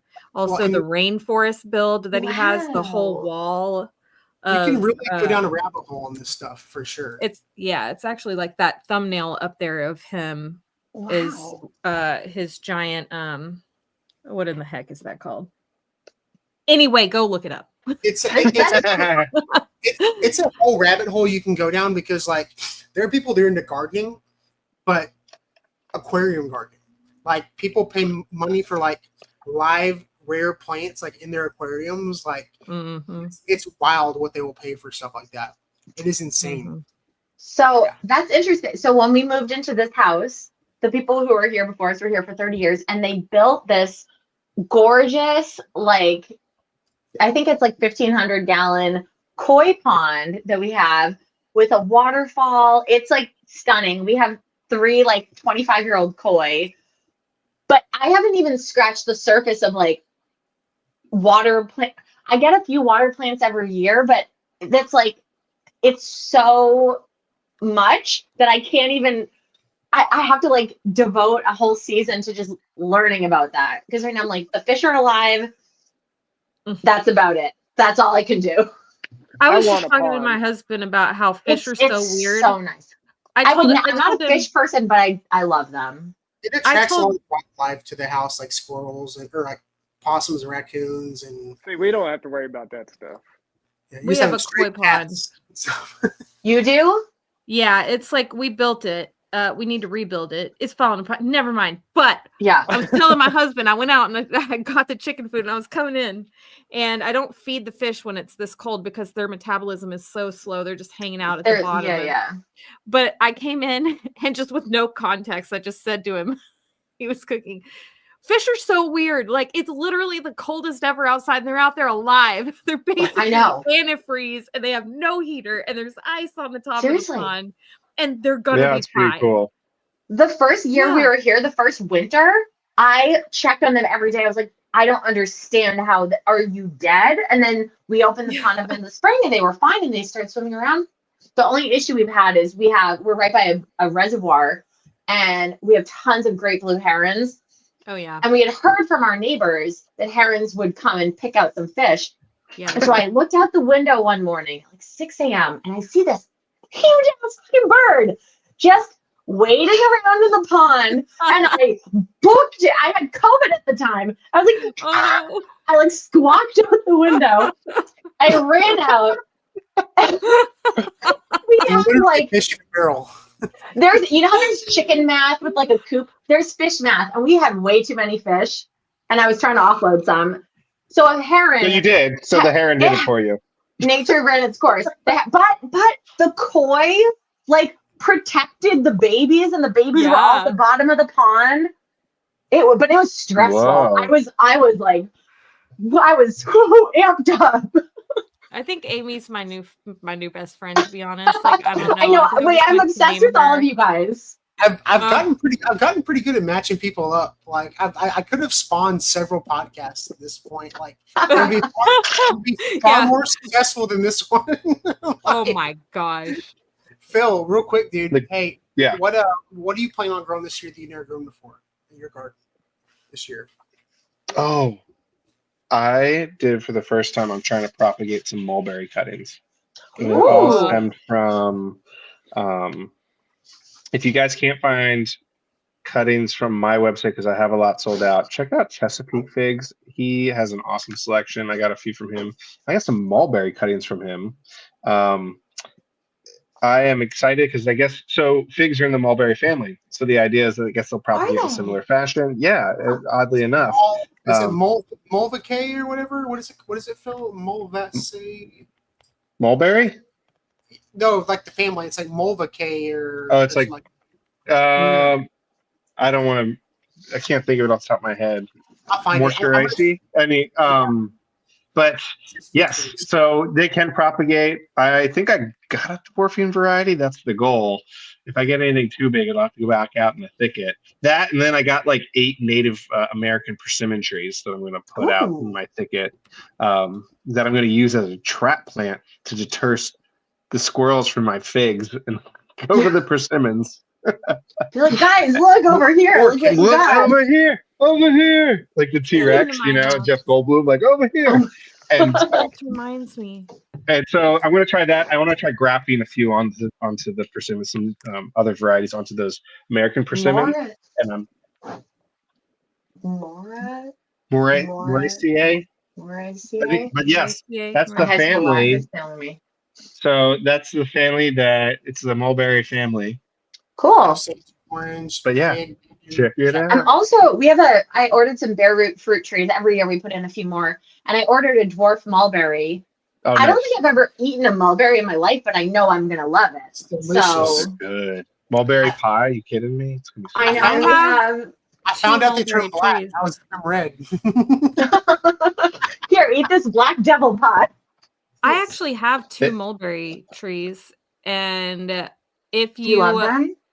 I do. I love them They're for messy. 2 reasons. Number 1, the squirrel acrobatics are 10 out of 10. And number 2, the cedar waxwings come in flocks to them, and they have the most unique sound to them, and they have the coolest freaking black eyeliner. And so I like to sit there and watch them just like flock to this tree in this huge Ooh. horde, and they'll just sit there forever eating. And I'm just like These are the watching ones them in that- my backyard. This is the one that I have. Dwarf And Everberry. That's what I ordered. Yes, that's The other I one have. I'm really interested in. Look up Pakistani mulberry. Okay. Oh. Are those Look Are up those the longer Pakistani ones? real quick. Yeah. Oh man. They're very fast growing. Do not buy a non-fruiting mulberry, by the way. Or what is it? A Look at white this. mulberry? Des? Wait, is that your squirrel that you feed? Yeah, this is my squirrel. Oh, I love her. You What's her can't name? tell me she's not cute, Mama No, Squirrel. I I've love got her. 30 others, I guys, you only- can have. I only call her Mama Squirrel because she's wild. She's a wild girl. And I don't want to, I don't like to name them because, I feel like it's bad luck. That's If she Mm. had one, she would tell me. She's just my Mama Squirrel. I think an ever-bearing mulberry is a Pakistani mulberry. Mine is a Texas mulberry. Everbearing, I think, That's is a not an growth habit. actual. That's not an actual Texas mulberry. But if you look up Pakistani mulberry, they're like 3 inches long. They're wild looking. Yeah, y'all see my screen, right? Yeah. Oh, Just looks like a blackberry. I see a dwarf mulberry there. it was sharing the wrong screen. Sorry. Mine is the Morris microphylla, and it says it's small, but mine is like 25 feet tall. Oh, that's what I'm thinking of. The Pakistan mulberry. Yeah, you can get a 5-foot one for $108 in 3-gallon pot. I love Practically those free. long It'll pay for mulberries. itself in jam. Yeah, it's got to be the birds to them. It's got to be the birds. I know. Well, that's my issue. We have all these fruit trees now, but I've been spending the last year courting a group of crows. There are 4 crows that come every day. I feed them peanuts. But now Is it I'm like like, in Dumbo, like when they're singing? Is that no, basically, It's my Dumbo. daughters name them blackberry, blueberry, raspberry, and strawberry. Every morning, That's I do brilliant. a call for them. We got like 50 pounds of peanuts in our mudroom. I'm like, my crows are here. But I'm hoping that they don't eat all the fruit. I don't know. We'll see how it goes. Because I don't want to get on the crow's bad side. They hold grudges. Nope. have y'all seen Epic Gardening where he like leaves stuff for his is And they bring you. Yeah, he got they the new bring you pomegranate trinkets. trees from them. Yeah, they leave gifts and sounds weird. Yeah, I want one to like, be perched on my shoulder. I love them so much. My goodness. Not if they're gonna eat all my fruit though. They're gonna have problems. There's something you're gonna grow this year that you haven't grown before. So honestly, I don't really know yet. It'll find me. You probably need a desert rose from me. I'm gonna bring you a desert rose. I that would actually do well in Austin. I am probably gonna look into getting some more citrus trees. Maybe a second lime tree or something. I'm really thinking about adopting another one of those. I I'm did so jealous of people who accidentally grow citrus. unalive my mandarin orange, so I might also try that again. Yeah, get a Satsuma. Get an Awari or a Kimber Satsuma. Yeah, I'm gonna try that. I'm definitely gonna hit y'all up before I decide I'm gonna buy something. But beyond that, I'm gonna be putting my fig trees in the ground somewhere. They will grow great in my backyard. I've got one from Destin and one from Phil, and both of them are still doing great. So I just need to get them in the ground. And then if I can use up 1 second of our time to ask Destin to please Google the cedar waxwing and put it on the screen, I'm gonna need to see this bird. As soon as you said it, I wrote it down. I was like, I need it. The most adorable bird with the most fantastic eyeliner. It's so funny when you go from being Joe Rogan to being Jamie on your own podcast. Jamie, look it up. Well, that's right, Jamie. Pull that up. I do plan to put more. I'm going to focus on some more. Oh my gosh, look at the backyard. her. Look. Are they in the cardinal family? Like they look like they're in the cardinal or like a Is this your favorite? Is this your favorite bird? Like favorite backyard bird? I don't know. I think the cardinals are still my favorite backyard birds because they're so sweet. Their relationships are so sweet. The cedar waxwings come in a huge flock, and I don't really get to spend as much time with them. But another thing we have are these like adorable little doves. They're like the Zapotec dove or something like that, or the Mayan dove, and they are adorable. The cardinals we have here are evil. Really? They're so territorial. They'll attack everything. Really? Oh, mine don't bother me because they know I give them the food. But my favorite little thing is that they will. Things. They're so little. They're like this big. They're so little. I love them. Do you guys all do you all have the Merlin bird ID? No. I do. Yes, yeah, I do. Okay, it's the Cornell School of Ornithology. Citizen science. Yes, exactly. I have a calendar from them every year. It's my favorite app. Every time we see a new bird, I'm like, we have binoculars in our kitchen and we say, yeah, knock that bird. Like, look at that bird with binoculars. Knock the bird. Knock that bird. We went to Costa Rica like years ago before we had kids. Oh, and did you see the Quetzal? No, Phil. Did you see a monarch? We didn't see it. We did not see the Quetzal. I was so depressed. But we saw toucans, and I want to go back because I need to see that bird so badly. Did y'all see the video of me with that bird that slammed into the window during the snowstorm? Yeah. Was it okay? It was cute. Yeah, it was fine. Flew away. Okay, good. During the snowstorm, I went out there and I felt bad. We had 5 inches of snow in Houston. I went out and fed all the birds, gave all the bird seed I had. It had a bunch of birds in the front yard. We went and sat down back at the couch, and all of a sudden we heard smack. And it was like, what the heck? And I look out the window, and there's a little bird is face down in the snow. Oh, no. Those sparrows, and they're not great. They sell these decals. They're like iridescent decals you can put, because we have a big sliding glass door and a big window.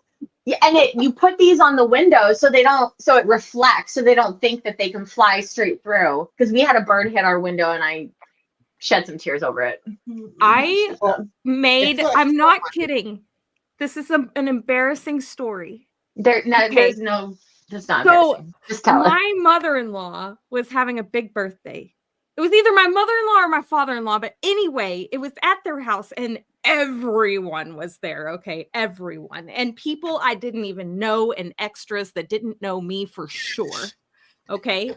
And this dove, we're like in the dining room. All of a sudden I hear this dove and it goes thump on the glass of the windows. They had just had their windows cleaned or whatever. And I am distraught. I go running out from, oh my God. And, I'm like trying to help the little bird, but of course the bird is not it. And it's one of those little turtle doves, right? It's like a turtle dove. And skyscrapers are the #1 killer of birds in the United States. It's true. My more than house cats. Husband's 90-year-old nanny comes out there. And of course this group is like forming up. She maybe wasn't quite not. Anyway. And she goes, oh, a turtle dove. They mate for life. I bet his mate is around here somewhere, all alone. And I burst into tears. I started bawling hysterically. I was so upset. The entire party had to stop so we could bury this bird. We had a bird funeral I see no under problems the here. bushes in the front of the house. But if they want to with lock you all up for these extra empathy. guests. Everybody said a few words for this bird. Oh. We're a blight on the planet. They were here first. And I will just literally never forget Nanny going, "Oh, a turtle dove. Has made. They mate for life." I love. Yeah, that my would send dog. me into. Yeah. I have that video somewhere. You gotta share it. I'm gonna share it. I'm gonna have to share it. I love my doves because they're so fat and well fed that they Real. can't fit on the regular bird feeders, and so I set little Yeah, ones on the themselves. ground so they can eat on the ground. But they're so fat that this time of year they're chasing each other around, you know. Blue jays are the worst. But blue jays, I liked blue jays until we had one. They're the worst. I love them. They're bullies. So They're bullies. loud. They're so loud and annoying. You know what? They will eat other birds' babies Yeah. out of We their have nest. we have a big purple martin like hotel. Basically, it's like 20 feet up in the air. And we have to put in these little inserts to make the opening smaller. I don't know why they're not there. And I go out and chase blue jays away because they'll pull the nesting materials out. I'm like, To be Yeah. To be Yeah. fair, we are the only species on planet Earth that doesn't eat babies.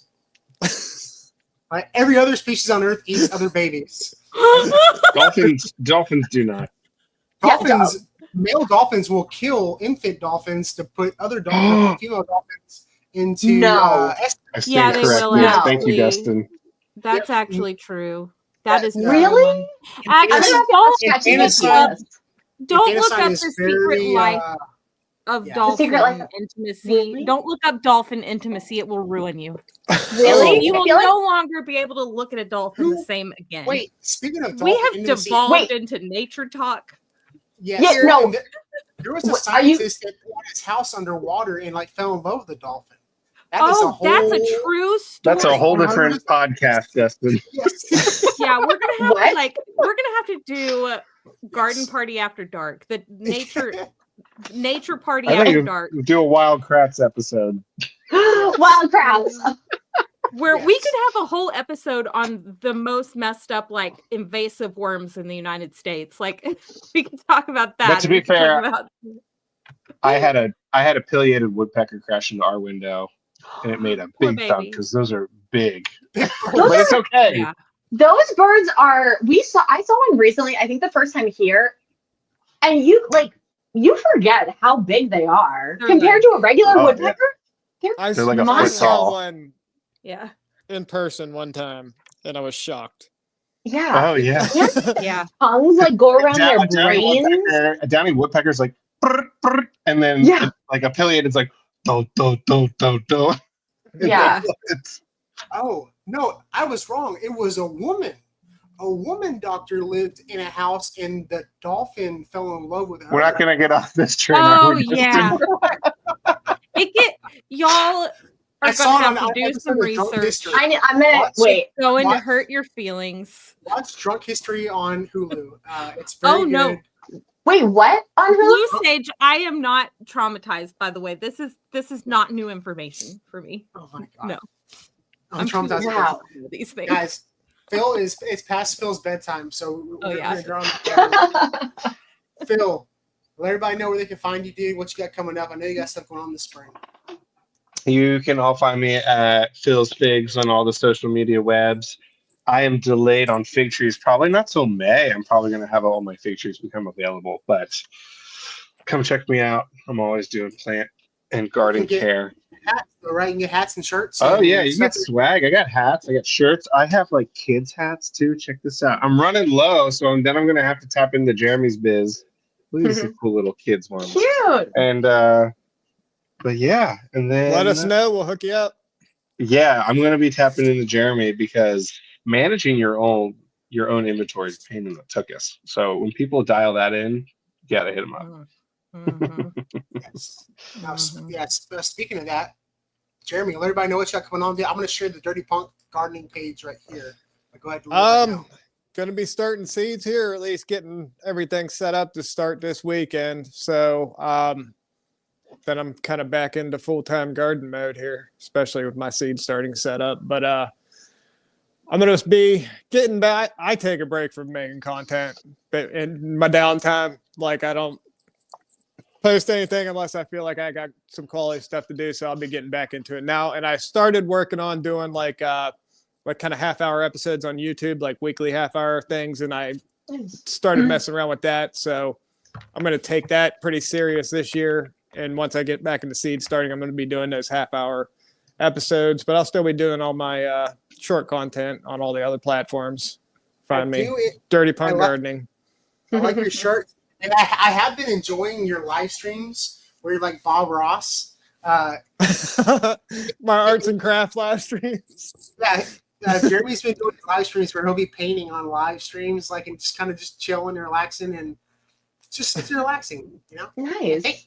I'm a little upset. TikTok I kind of get the same thing in the winter, painting, just sitting around drinking beers and painting and listening to music, as I do gardening in the summer. It's like the kind Wait, of are those same, on TikTok? Yeah. I just Nice. I'll be painting. I'll just go live on TikTok and sit there and paint. I'm upset that you don't have your in progress zinnia and swallowtail for us to look at right now. I Hang on. saw that. I was creeping Hang on. on you all just before this, and I saw that, and it was stunning. Yeah, and like 10 out of 10. I can't draw to save my life. So anytime somebody can like do beautiful art, I'm like, oh god. Well, and like I said earlier, Jeremy does they do all my merch, and he reworked, like I did like a makeshift like logo on Canva, and he reworked it and redrew it and like made it look better than it possibly could. Wow. So Let's I'm do getting this. very close. Look at Look that. at that thing. Getting This is there. Gorgeous. Dude, you are But this so is, talented. This is a picture that I took. I took a picture. This is based on a picture I took in the garden last year. And I was hoping to get a few done this winter, but I lack the time. So I just kind of pick away at it a little bit on the weekends, but it's almost done. Yeah, That's awesome. it's Very beautiful. cool. But I You should haven't auction- painted in a auction. few years. So Doesn't starting to look get back like into it. But yeah, I'm gonna once I finish this, I'm gonna build a frame for it, and then I'll probably put it up on an auction site. See what That'd be happens. awesome, dude. I wonder if we could live stream an auction, like while like make the auction like an hour So- like live while we do the garden party, and Dude, then get prints done. It's too good. Do prints. beautiful. People would love that. They would be like, I've got a little piece of Dirty Punk gardening in my house. Look at this metal Yeah, butterfly. Maybe It's I'll like do a few the prints. most rock and roll butterfly. Do Keep it. the original. Do some nice prints. Yeah. Lish wants to Well, keep do it. what you want to do. It's your art.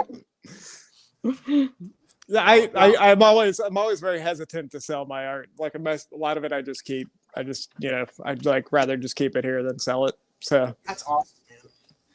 I get my wife to paint by number stuff, and it's actually just like time consuming for someone with like ADHD, and she loves it. She loves it. But yeah, no, I appreciate you, Jeremy. You are the best, man. Go. Shared the link for Jeremy. You can get his TikTok, his Instagram, his Facebook, all from that link, and his merch store is on there too. If you're a creator looking to do merch and you don't want, like you're like me, you don't want to handle like those like logistics, like it's better to make less, like just a little bit less money and not have to worry about the hassle of like maintaining inventory and the shipping stuff. Like that's why I went with him over at Primary Print, and his wife Alicia is wonderful to work with. So it's been fantastic. Jeremy won't even talk to me during the weekend. I have to deal with Alicia. And it's great. Lish is a hustler, man. She's a hustler. She does my hats too, so she's great. They do embroidery and screen printing, so it's Love awesome, dude. Always a pleasure, Jeremy. Love it. Amy, let Yes, everybody know sir. what's coming up. I'm going to share your links and everything down here, so let everybody know what you got coming up. Well, what do we have? I've been kind of like in and out of Instagram, mostly off Instagram for Mark Zuckerberg reasons, but I'm on TikTok. It's so much fun. And I have a languishing YouTube channel, but my husband just said that he loves to edit video. And I was like, great, you just got yourself an unpaid job because I got need a one of lot them. to say. What guy? So I'm going to be, I don't know. I love the longer form stuff because I feel like I love watching it. And it's so hard to I find it really hard to make like short form videos because there's just so much to say, and I'm not an expert, so I feel like talking through what's worked, what I've struggled with, and not so like this way to do it, XYZ.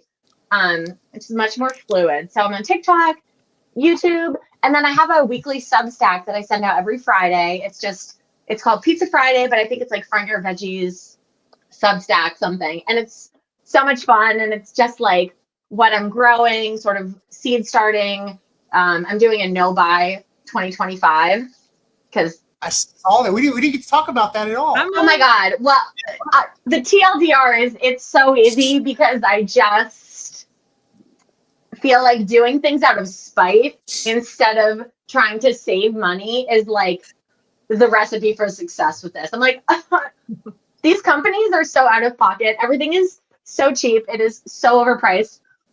Why would I buy anything right now? So it's easy and it's fun. And it feels like the only thing that really matters is where we spend our money. So that's my soapbox. I just need to spend less money because I don't have the money to spend it. I like to live my life on the edge. Yeah. I'm collecting books right now. My husband said, that's it. Well, secondhand used books, but I have been taking a break from even like thrift store shopping because I'm like, I just don't need anything except books. I always need books. But yeah, just like gardening, I'm trying to grow a bunch of one more book plug before we go. So this is one of my favorite gardening books. I have that. I love it. And I finally sat down recently and was like, I'm going to just flip through this and make notes. So I basically ordered all of the heirloom tomatoes that he recommends. So I have like 15 new varieties that I'm trying because heirloom seeds are an investment is what I tell myself. Mm-hmm. So yeah, a lot of different tomato varieties, and we have some. Oh, one thing I'm excited about is we have 2 pawpaw trees coming. I've never eaten a pawpaw. Oh, cool. But I know it's a native fruit, so we're gonna see how it goes. I love that. No, I am very impressed. We barely scratched the surface with you, Amy, so we got to get you back on soon is what that tells me. Oh, I'll come back on anytime. You guys I was so happy. I was like, wait, I think I did epic gardening a few years ago. And then I feel like with little kids, I'm home with them during the day. And then by the end of the day, I'm just like, I feel like I have no energy to do anything ever. So it's so nice to have like a little grown-up time and talk to adults. I've been telling Des and Phil they need to we'll do the garden party on Wednesday, and then like one of y'all can do like Phil's Figs Friday, and then Des can do like Mondays with Des or whatever, and I could see a podcast with you and Tracy and Amy. Like I could the Garden Party Network. Yeah, I could see y'all talking more frequently. So I love making new connections. I like to bring new people on with some OGs, and it's been a great combo so far. I always think it's funny. I feel like every gardener that I've ever talked to, you automatically just have that. Like I feel like people who grow plants, you can't really be an asshole because like you have to vibe with nature and get it. Like you can. Are there? Here's the thing with that statement. Oh my God, give me the exceptions. Exceptions prove the rule, right? So you can find that the jerk gardener, but proves the rule. The majority of gardeners are nice people. But generally, all people are nice to me. I'm in Amy's. Like every gardener that I met's been super cool with me. Yeah. But I'm also the golden retriever personality, so I know. It's funny. I had a note for myself. I had pause, slow, and don't interrupt because I just get so excited. No, I love it. Well, I love your energy, and we'll definitely. I'll send you a DM tomorrow. We'll book your next date tomorrow. For sure. Awesome, guys! This is so much fun. Absolutely, Des. Real quick, let everybody know what you got coming up. Guys, I've got squirrel content. A lot of squirrels. I actually have squirrel content. Posted squirrel content from last week. She was just being so fun and photogenic. I think she's got babies, and I told her it's too early. I said, "Girl, what are you doing? It's too cold to be pregnant right now." She's like, "I'm kept well fed. Why would I not?" right? But beyond that, we are coming up on spring. I have a birthday coming up, and then after that, I'm fully invested in getting the garden taken care of. So at that point, we're going to be just growing a lot of stuff. I'm probably going to get a lot of stuff from transplant this year, from local nurseries. There's some really cool community garden sales that I want to go to and support the local community as well. So I'm kind of leaning into doing that a little bit this year, in addition to starting just a few varieties of tomatoes and things that Famous last words. Yeah, right. Man, I just don't have the bandwidth to have 200 plant starts right now. Like, I just don't. I'm like, my job is keeping me at work too late some days. So. I've got lavender stratifying in the freezer right now. I'm gonna plant lavender maybe after this. I don't know. I put that mantis Utheca in the What'd you fridge. call me? I called you an Utheca, man. Utheca. So I'm going to take it out as soon as we really do get a little later into February. By the way, I'm going to take that out of the fridge, and maybe we'll see if it's viable and if we can't hatch a ton of baby praying mantis. That's exciting. And then maybe I'll keep a pet one. Have you ever seen the wild crats where they hatch a bunch of praying mantises? No, is that too niche? No, not that one. I watch it with my kids. I love it. Put on the praying mantis. It's a good one. All right, I'll find it. All right, we're gonna end up being on here 2 hours. Y'all good. No, I was just gonna say real quick. Make sure you follow Des. We're trying to get her follower count up on YouTube and everything like that. Real quick, one thing I like to plug. I'm gonna be in San Antonio tomorrow. We're driving to San Antonio for the Home and Garden Show. I'll be at the Alamo Dome doing garden talks on Friday and Saturday. I'll be on San Antonio TV, KENS, Friday morning, talking gardening and promoting the show. So if you're in the San Antonio, Austin area, I'll be at the Alamo Dome for the Home and Garden Show. You can use promo code Destin for free tickets. Free, completely. I do have my merch, and if you buy my merch, you're supporting me and you're supporting Jeremy. So make sure you go buy my merch. And I may just show up on Saturday. I haven't decided yet, but I will let you know. Just let me know so I can sneak you in.